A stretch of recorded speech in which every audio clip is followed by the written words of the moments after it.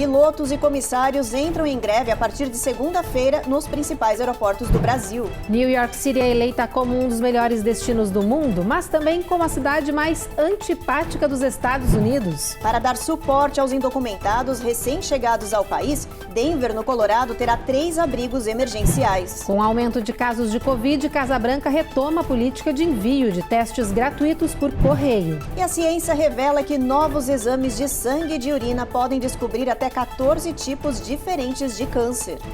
A descoberta foi considerada um grande avanço da medicina. A detecção precoce de vários tipos de câncer através de um único teste pode ajudar a reduzir a mortalidade pela doença.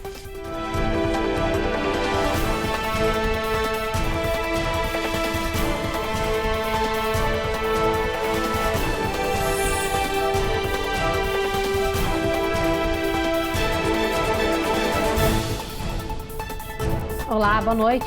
Boa noite. A edição de hoje começa falando do migrante. Neste domingo agora, o mundo celebra o Dia Internacional das Pessoas que deixaram suas casas por violência, fome, guerra e outros motivos e hoje moram em regiões ou países diferentes. Segundo a Organização Internacional para Migrações da ONU, existem hoje cerca de 272 milhões de migrantes no mundo que buscam aí acolhimento, oportunidade e uma vida melhor. A Eloá Orazen vai explicar melhor essa data pra gente.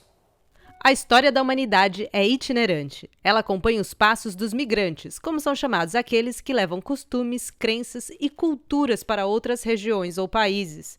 A importância histórica e política dos migrantes é tanta que no dia 18 de dezembro de 1990, a Assembleia Geral das Nações Unidas adotou a Convenção Internacional para a Proteção dos Direitos de Todos os Trabalhadores Migrantes e dos membros de suas famílias.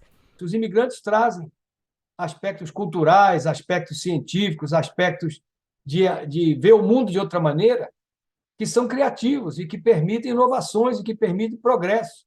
Na verdade, a humanidade progrediu através das migrações. O Brasil é parte de um país que foi entre aspas, descoberto por migrações. O chamado Velho Mundo descobriu o Novo Mundo.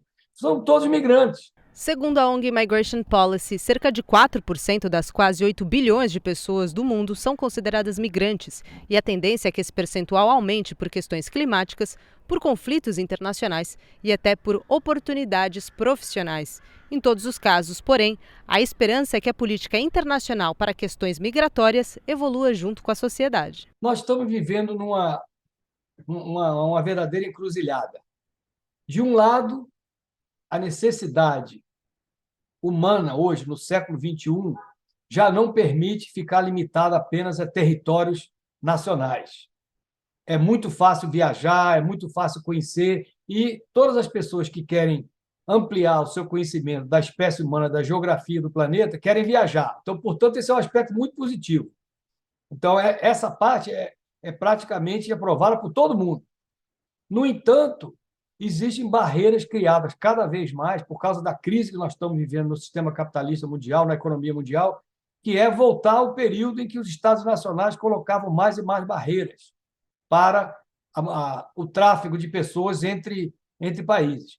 Nós já lidamos com isso no final da Segunda Guerra Mundial, quando foi feita a Declaração Universal de Direitos Humanos, e que dizia que era um direito humano migrar, ir e vir.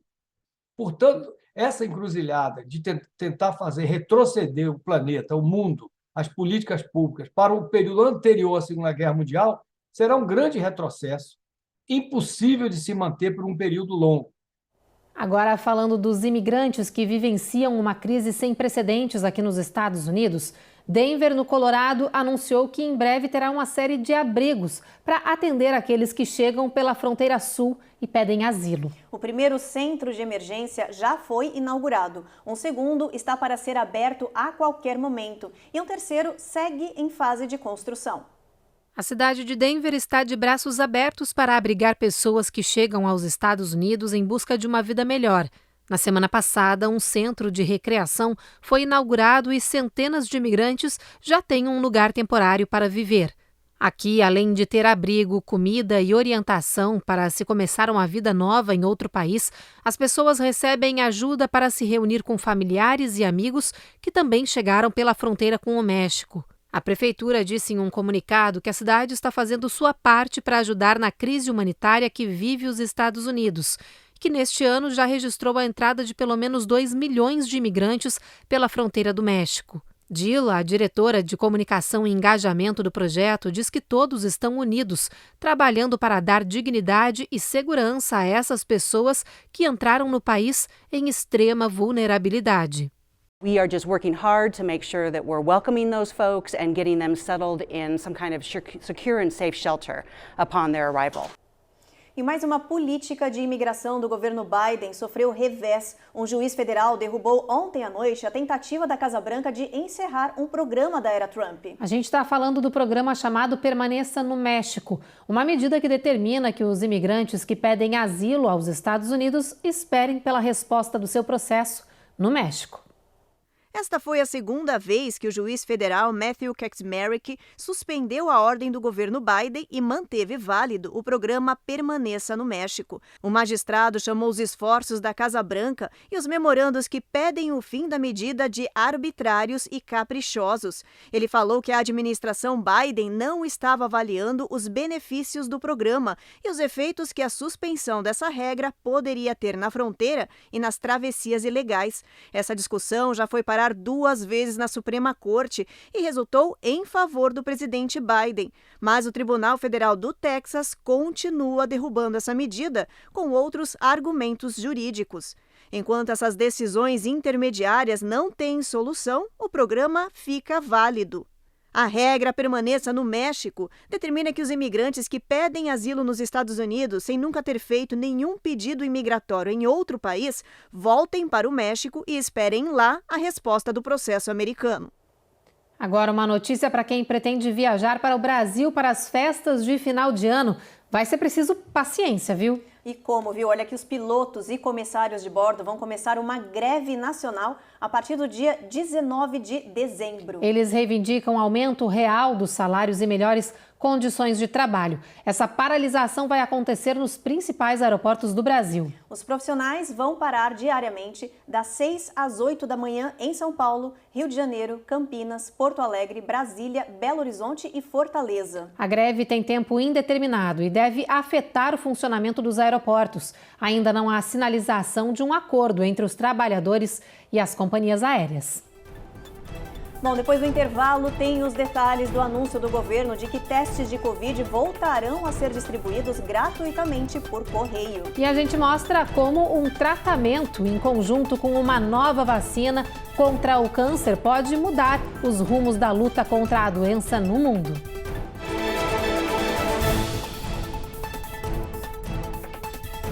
Américas no Ar. Oferecimento Rejuve Chef. Melhore agora sua qualidade de vida. Perm Shield. Precisando construir ou reformar seu ambiente? Temos o piso ideal para você. Acesse permshield.com.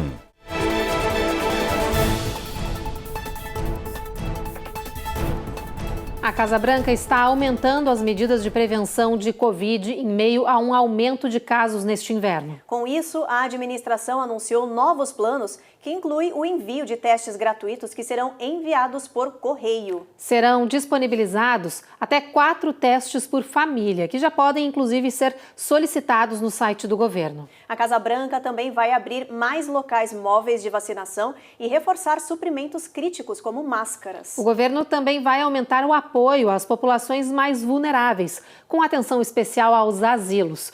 Joe Biden disse que está preocupado com o aumento de casos conforme as pessoas se reúnem para as festas de fim de ano. Segundo o CDC, quase 460 mil casos de Covid foram notificados na semana passada, incluindo quase 3 mil mortes. Bom, e um estudo preliminar está animando aí médicos e pacientes do mundo todo quando o assunto é o combate a uma das doenças mais mortais do planeta, o câncer. Cientistas descobriram que a combinação de imunoterapia e uma vacina que está em fase experimental contra a doença pode reduzir o risco de retorno de um dos tipos de câncer mais agressivos. A descoberta pode ser um grande avanço no combate ao melanoma, um tipo de câncer de pele que ocorre nos melanócitos, que são as células produtoras de melanina. Hoje, segundo a Sociedade Americana de Câncer, estima-se que até 5 milhões de pessoas tenham câncer de pele nos Estados Unidos. Mas agora cientistas podem estar diante de uma descoberta importante para ajudar pacientes a se curarem da doença mais rápido. Um estudo indica que uma vacina mRNA contra o câncer, que está em fase experimental, quando aplicada junto com um tratamento de imunoterapia, pode reduzir o risco de retorno da doença, fazendo cair também o risco de morte pelo melanoma. Nós recebemos com bastante expectativa, apesar de ser um estudo inicial, obviamente que precisa de mais comprovação, precisa de um número maior de pacientes em tempo de acompanhamento, mas essa expectativa ela se baseia em alguns pontos. O primeiro ponto, pela tecnologia que foi utilizada, a vacina de RNA mensageiro, é uma técnica que já é estudada há muito tempo, mas que tem sido aprimorada e tem sido utilizada em larga escala em decorrência da pandemia do Covid. A estratégia é justamente facilitar o reconhecimento do sistema imunológico por antígenos do próprio paciente, então a vacina personalizada, e os resultados, quando comparados com o que seria o padrão para uma situação como essa, realmente chamaram a atenção. Esse estudo foi feito em pacientes que tiveram sua doença operada, e o padrão nessa situação é realizar a imunoterapia como prevenção. E essa vacina foi utilizada junto com a imunoterapia, mostrou uma redução do risco dessa doença voltar em torno de 44%, associado com um perfil de efeito colateral muito parecido com o que era esperado para a imunoterapia para uma situação como essa. Então, é um resultado importante, com pouco efeito colateral adicional, mas como eu falei aqui no início, é um estudo inicial que precisa de comprovações, mas sem sombra de dúvida, chama muita atenção os resultados. As farmacêuticas Moderna e Merck, desenvolvedoras da vacina, dizem que ainda vão lançar um estudo de fase 3 em pacientes com melanoma nos próximos anos e que serão estudados também outros tipos de tumor. E assim, de fato, se esse estudo maior confirmar os achados iniciais, possivelmente essa tecnologia vai ser discutida com as agências reguladoras a sua implementação. Mas numa situação corriqueira como essa, isso significa alguns bons anos pela frente. Mas o mais importante é a notícia, né, e a expectativa que isso gera, baseado na magnitude dos resultados, se isso for confirmado, existe sim a esperança que essa tecnologia possa começar a ser incorporada nos próximos anos. Ainda falando de combate ao câncer, um novo estudo mostrou o avanço da medicina em descobrir novos tipos da doença, mesmo em estágios iniciais, através de exames de sangue e urina. Os médicos informaram que esses exames serão capazes de detectar a presença de 14 tipos diferentes de câncer, o que pode ajudar a reduzir a mortalidade precoce. A Coni Rocha tem todas as informações.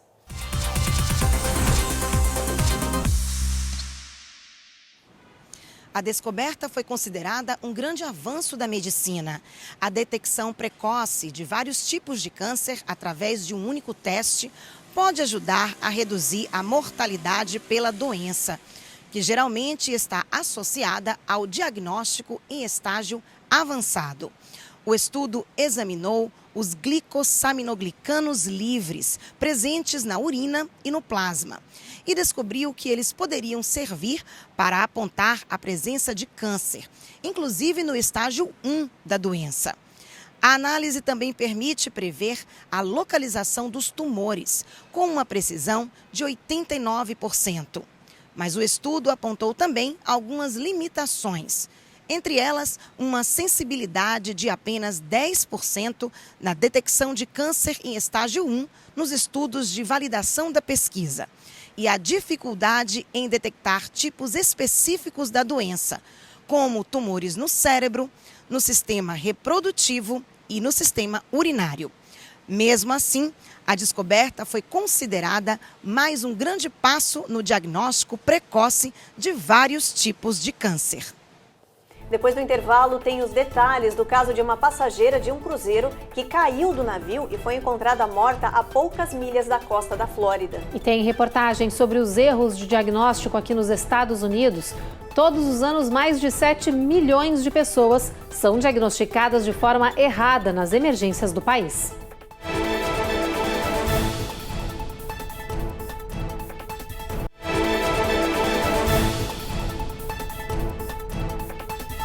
O ano de 2022 termina com um balanço negativo. A falta de professores nas escolas públicas americanas, desde o ensino infantil até o médio. O Centro Nacional de Estatísticas apontou que 45% dos colégios têm uma ou mais vagas disponíveis para educadores aqui no país. O O ano de 2022 termina do mesmo jeito que começou, com uma profunda crise na educação por causa da falta de professores. Em janeiro, uma pesquisa em 900 escolas americanas no país mostrou que os colégios públicos tinham pelo menos 2 vagas de educadores em aberto. Em dezembro, a estatística foi a mesma. As escolas informaram que poucas pessoas estão se candidatando para os cargos. E aqueles que aplicam desistem de seguir carreira por causa dos salários baixos e poucos benefícios. As escolas precisam principalmente de professores para as áreas de educação especial, inglês e ciência da computação. Além da falta de educadores, os colégios também enfrentam falta de staff, funcionários em geral. 24% dos centros estudantis do país não conseguiram preencher as vagas este ano em setores como administrativo, secretariado, motorista de ônibus escolar e outros. Durante a pandemia, o Congresso americano autorizou uma verba de 190 bilhões de dólares em ajuda às escolas para pagamentos de salários, despesas, contratação e cursos online. O governo deu mais de 3 anos para esses colégios gastarem esse dinheiro e se recuperarem da crise. Mas, até agora, mesmo com o relaxamento das medidas contra a Covid-19, pouca coisa mudou. As escolas registram poucas matrículas, baixa de alunos e falta de funcionários e professores. A Guarda Costeira dos Estados Unidos anunciou que uma mulher caiu de um navio cruzeiro e morreu na costa do estado da Flórida. O corpo da passageira de 36 anos, que não teve a identidade revelada, foi encontrado a cerca de 18 milhas da costa. Segundo as autoridades, o navio cruzeiro da MSC estava voltando para Port Canaveral quando aconteceu essa queda, mas ainda não foram reveladas as circunstâncias. A empresa divulgou nota em que deu os pêsames à família da passageira e revelou que foram os sistemas de detecção do próprio cruzeiro que notaram que a mulher havia caído. Ainda de acordo com a MSC, imediatamente foi emitido um alerta à tripulação e à guarda costeira. A queda ainda está sendo investigada. Bom, e um levantamento chocante apontou que 7 milhões de pessoas são diagnosticadas de forma errada nos centros de emergência todo ano. Sabe o que isso significa? 1 em cada 18 pacientes é tratado sem realmente saber qual é o seu problema de saúde. E, claro, acaba sofrendo as consequências. O levantamento foi feito pelo Departamento de Saúde e Serviços Humanos dos Estados Unidos. O resultado chocou médicos, especialistas e pesquisadores. Pelo menos 1 em cada 18 pacientes foi diagnosticado de forma errada em alguma emergência do país. Isso equivale a 7 milhões de pessoas por ano. O relatório apontou que, por causa desses enganos graves, pelo menos 2,6 milhões de pessoas tiveram consequências na saúde que poderiam ter sido evitadas. Outras 370 mil morreram ou ficaram com sequelas ou ainda deficientes. As condições que os médicos mais erram são AVC, ataque cardíaco, aneurisma aórtico, lesão de medula espinhal e coágulos sanguíneos. Os pesquisadores disseram que sintomas não específicos ou atípicos confundem os médicos e induzem ao erro de diagnóstico. O Departamento de Saúde dos Estados Unidos disse que está avaliando como pode melhorar essa situação nas emergências hospitalares. No próximo bloco, a gente fala sobre um plano agressivo aprovado na Califórnia para alcançar a neutralidade de carbono até 2045. E a gente mostra também que uma pesquisa constatou que a cidade de New York acabou entrando ao mesmo tempo em 2 rankings bem opostos. Não sai daí que a gente já te conta quais são eles.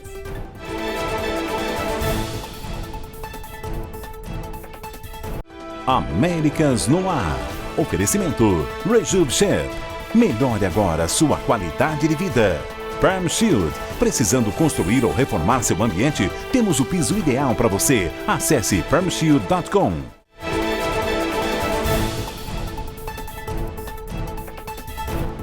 Os legisladores da Califórnia aprovaram um plano de governo ambicioso para alcançar a neutralidade de carbono em 2045. A ideia é combater a crise climática, gerar milhões de empregos e preservar a saúde da população, evitando o adoecimento dos californianos por doenças ligadas à poluição. Conhecido como Plano de Escopo, essa medida pretende transformar uma das maiores economias do mundo em um local de energia renovável e longe dos combustíveis fósseis. O objetivo é reduzir a poluição do ar em 71% e as emissões de gases em 85% em cerca de 20 anos. Além disso, o estado da Califórnia pretende alcançar uma queda de 94% na demanda de petróleo líquido, principalmente impulsionado pelo abandono dos veículos a gasolina. A Califórnia já havia aprovado uma lei que exige que todos os veículos vendidos no estado tenham emissão zero a partir de 2035. Agora, com o plano recém-aprovado, tem mudanças também em casas e apartamentos. Ficou definido que, a partir de 2026, todos os novos edifícios do estado serão obrigados a instalar somente aparelhos elétricos. Com o plano, o governo espera criar 4 milhões de empregos e economizar para os californianos cerca de 200 bilhões de dólares em custos de saúde para doenças relacionadas à poluição. E mais uma notícia sobre energia limpa e combate à crise climática. Hoje, a Virgin Atlantic anunciou os planos de realizar o primeiro voo de longa distância com combustível 100% sustentável. Está planejado para o ano que vem o voo do Boeing 787, que sairá de Londres com destino a New York City. O avião será movido exclusivamente por óleos e gorduras residuais, ou seja, um combustível sem combustível fóssil, mostrando que uma descarbonização dos aviões é possível em curto prazo. A iniciativa, patrocinada pelo governo do Reino Unido, está sendo vista como um dos passos mais promissores para reduzir o impacto ambiental significativo da aviação. Uma ótima notícia essa, né? Ótima, maravilhosa. Mais ações como essa. Bom, vamos agora então dar uma olhadinha na previsão do tempo. Vamos ver como é que tá? Olha só, Boston amanhã chuva, mínima de 38, chuva também em Nova York, tempo encoberto em Washington, máxima de 51. Na Flórida, chuva, tempestade em Orlando e Miami, máxima não passa de 77, a mínima de 50. Dallas e Houston, tempo encoberto, mínima de 34 nessa região, máxima não passa de 67, Evelyn. Agora a gente chega em Seattle, em Washington, onde vai fazer tempo encoberto no final de semana, a máxima não passa de 43. Em São Francisco, na Califórnia, 56 de máxima, um pouquinho mais quente mais para baixo ali em Los Angeles, com 67. E em Nevada, mínima de 27, bem friozinho, e a máxima não passa dos 50, o que também é bastante incomum para essa região. Aliás, semana que vem a gente conversa sobre tempo frio, né? Porque o friozinho tá chegando para valer em várias partes aqui do país, né, Ruth? Tá chegando mesmo. Hoje a gente estava conversando até dando uma sofridinha, porque na Flórida aqui vai baixar bem a temperatura perto do Natal. Vai ter que tirar aquele casaquinho que tá guardado no armário, que faz tempo que não usa, então vai chegar a hora. Boa. Bom, gente, para finalizar o jornal de hoje, olha só essa notícia. New York City conseguiu se destacar em 2 rankings totalmente opostos. Ela literalmente se encaixa, né, Ruth, naquele ditado popular? Falem bem ou falem mal, mas falem de mim. Pois é, olha, a Big Apple foi apontada como uma das cidades mais antipáticas dos Estados Unidos e, por outro lado, foi destaque como um dos melhores destinos de viagem do mundo. Quem explica tudo isso pra gente é a Carolina Camargo. Não há como negar o fascínio que New York causa nos turistas. Ela está na lista de desejos de 9 em cada 10 viajantes. Mas a cidade que nunca dorme não tem só beleza, agito, cultura e pontos turísticos. Ela é complexa, tem personalidade própria, fusão de culturas e é extremamente contraditória. Resultado, New York divide opiniões e gostos. E por causa disso, ela está entre os top 10 de 2 rankings completamente opostos. Os melhores destinos do mundo e entre as cidades mais antipáticas dos Estados Unidos. As 2 listas se basearam em diferentes itens. Na primeira, feita pela Euromonitor International, a cidade de New York ficou na posição de número 10. E entre os motivos apontados pelos turistas, as inúmeras atrações que estão sempre se renovando e os pontos turísticos que estão entre os mais conhecidos do mundo. Quem liderou esse ranking de melhores destinos de 2022 foi a charmosa cidade de Paris, na França. Dubai, nos Emirados Árabes, ficou em 2º lugar, seguido por Amsterdã, na Holanda. Já no outro ranking de cidades mais antipáticas, New York disparou em 1º lugar. Entre os motivos citados estão o imediatismo e o individualismo dos moradores da cidade. Nesse ranking, atrás de New York, estão Los Angeles, na Califórnia, em 2º lugar e Santo Antônio, no Texas, em 3º. Antipático ou não, New York ainda é um dos lugares mais visitados do mundo. A expectativa é que até o ano novo a cidade receba 6,5 milhões de pessoas. Nova York é uma cidade encantadora, é uma cidade que te surpreende, é uma cidade que tem milhões de coisas para você fazer, muitas atrações, muitos lugares para ir, mas também tem um lado positivo e um lado negativo. Tem pessoas que vêm para Nova York que amam Nova York. Tem outras pessoas que odeiam Nova York. Então eu digo sempre que Nova York você ama ou você odeia. Exige muitos desafios viver em Nova York. Um dos desafios, tem pessoas antipáticas em Nova York? Sim. Tem. Nova York, os americanos aqui, não sei se é pro lado de correrem tanto no dia a dia, é uma cidade muito, que te suga muito, você trabalha muito, tem muita informação, muita coisa acontecendo ao mesmo tempo, as pessoas não têm paciência, então elas acabam atropelando um pouco essa parte da empatia, de olhar para o lado, de olhar para o outro. Então também existem muitos problemas sociais nessa parte da empatia em Nova York, porque é uma cidade muito grande, uma cidade que as pessoas são mais frias, elas não são tão acolhedoras como nós brasileiros.